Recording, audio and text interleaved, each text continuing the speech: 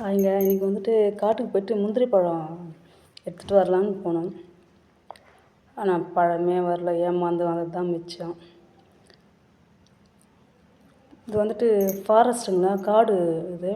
முந்திரி கொட்டை அதெல்லாம் எடுக்கக்கூடாது, வெறும் பழம் வேணால் எடுத்துகிட்டு வரலாம். சரி, வீட்டில் பசங்க எல்லாம் சும்மா இருக்குமே, இப்படி போகலாம், முந்திரி பழம் எடுத்துகிட்டு வரலாம் அப்படின்னு போனால் அங்கே பழமே வரல. இப்போ தான் பிஞ்சு முந்திரி பழம் பிஞ்சாக வருது. இப்போ தான்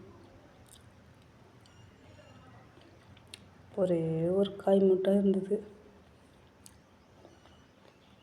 பழம் பழுக்கிறதுக்கு முன்னாடியே முந்திரி கொட்டை வந்துட்டு முற்றிட்டு கலர் மாறிடும். அது கொட்டை வரைக்கும் வேணால் எடுக்கலாம். ஆனால் அது ஃபாரஸ்ட்டுன்றதுனால முந்திரி கொட்டை எடுத்துன்னு வர முடியாது.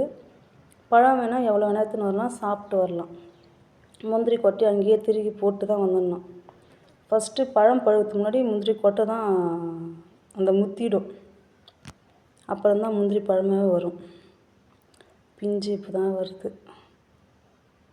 எவ்வளோ பூ இருக்குது, பிஞ்சிருது பாருங்க. ஃபுல்லாக தரையிலே தான், செடியெல்லாம் ஹைட்டெல்லாம் எதுவும் இல்லை. இந்த காட்டில் கீழே தான் இருக்குது எல்லாம்.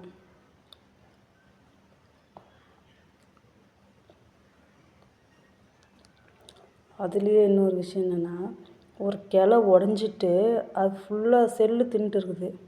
அதுலேருந்து ஒரு கிளை துளுத்து அதில் பூ பிஞ்சு எல்லாம் இருக்குது பாருங்களா, ஒன்றுமே இல்லை. ஆனால் இந்த இடத்துல அது வேர் ஊறியிருக்கா போல். அதனால் வந்துட்டு அதுலேருந்து துளிர் போய் பிஞ்சு எல்லாம் நிறைய இருக்குது. அதில் பூ பிஞ்சு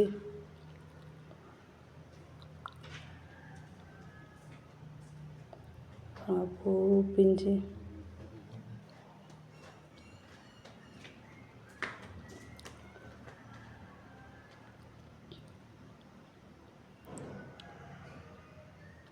கிளை ஒன்றுமே இல்லை. அது இருந்தாலும் அதுலேருந்து ஒரு துளிர்